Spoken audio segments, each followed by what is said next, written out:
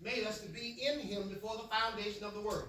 Amen. He chose us. We've been chosen. Right. Verse 5 says we've been predestinated. That means he called us before that. He chose us already.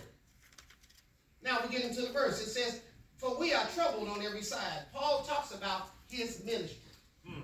These are the challenges to the ministry. We are troubled on every side. Every side. Paul was arrested. He was in a shipwreck.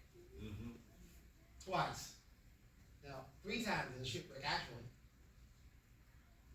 Always arrested on his way to see someone in order to be tried. He had all these different troubles on his way. On his way. Don't we have that kind of testimony? Yeah. Don't trouble know you? On every side. Trouble knows your email, doesn't it? Cell phone number, text messages, he knows all of it, huh? Here comes I'm just a messenger. The mailman brings the bill, doesn't it? Right. And we mad because he brought the bill. You made it, but you use your credit card. How many times you use your credit card per day? Angry as you can be when they bring the bill. The mailman knew he was going to bring the bill. You should have known it was coming. Then we pull it out like we playing Bitwist or something like we just, you know how we do it? That's the thought in our minds. We believe that it's not coming our way. Trouble won't come. I used to talk about people and their giving. And one particular day I had a flat tire, and I put the spare on, and that tire was flat too. Right. Said, I can't even leave right. I have to pay for both tires. And I realized what was happening. Brother, did you give? Because someone can get it. It doesn't have to be God. He doesn't need it. However, you do.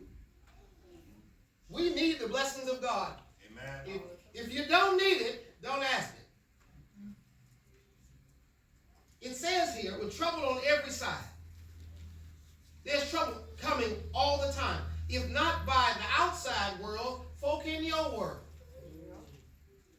There's trouble at the job, trouble at home. You have trouble with your friends. You got trouble with folk who claim to be your friends. You got frenemies, don't you? Trouble. Folk call you on the phone with a he said and a she said, and we retain all that in our knowledge. That's in your memory. Trouble. Every Saturday, but it says that we're not distressed. Why aren't we distressed? Don't folk cause you stress? Folk can't even sleep at night. Lights all off, no sound around, you up. Someone said something about me. I'm going to handle that when I get to work in the morning.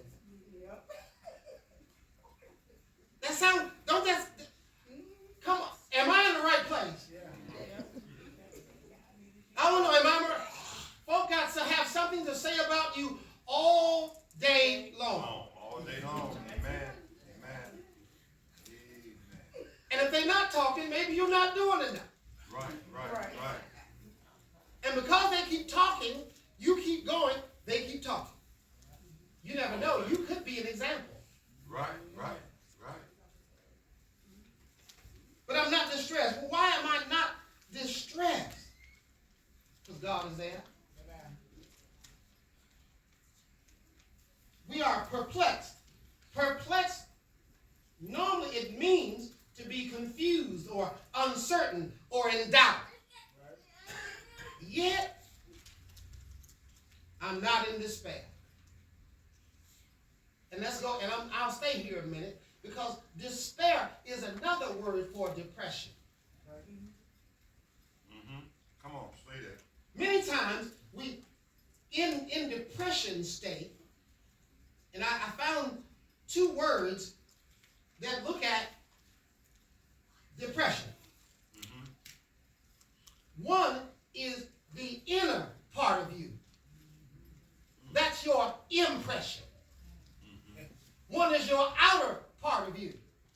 That's your expression. Mm-hmm. Mm-hmm. And they're both there to mask your depression. Mm-hmm. That's your despair. Mm-hmm. I found that while I was looking at the word depression, it talked about hopelessness or desperation, Mm-hmm. Mm-hmm. despair, a fallen countenance. That's when your attitude gets to the point where you don't really think about much because you really don't care about much. Mm-hmm. Mm-hmm. Fallen countenance. It's like when David looked out, he's looking out of his castle, out of a window. Mm-hmm. Mm-hmm. And someone asked David, what's wrong with you? Why is your countenance failed? What's going on, David? David said, here we are in these sealed walls and buildings, and God lives in a tent. He was angry about it, and he had a feeling of despair. And David said, I know what I'll do. I'm going to build a house for the Lord. David couldn't build it because of all of the blood on David's hands, but that's what his inspiration was. Right, right. But we also talk about, when we are in a depressive state, because we can hide it real well, can't we? Yeah. Yeah. We know how to hide depression, Mm-hmm. don't you? You can hide it because depression looks like a big smile on your face. It looks like I look happy, but I'm not. I'm in despair. I'm having a problem dealing with life. And when I'm in this place, I have to put on. I have to be an actor, as if everything's going right. All right, all right. But our answers will tell you how a person's doing. How you doing? Fine.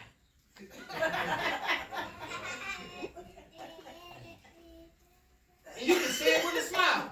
Fine. I'm fine. But fine is an acronym. F-I-N-E is an abbreviation.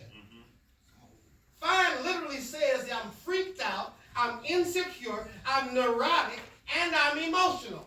Fine. And that's how we get folk off of. It has the look of I'm okay, but in reality, you're struggling. You're drowning. Its expression looks on the outward, it's wonderful, but on the inward, it's turmoil. It's a storm going. Right, right, right. And then we have to look at what decisions we make in said depression. We make bad decisions depressed. We make these decisions that no one can really deal with, just depressed. And then you get an influence. You're not feeling well. Drink this. Oh, we got a whole bottle of it. Drink it. You want to forget. Smoke this. You want to escape. Sniff this. Then you got some bad decisions you make with people. Yeah, yeah. You invite people into a life that you already know you're not prepared for.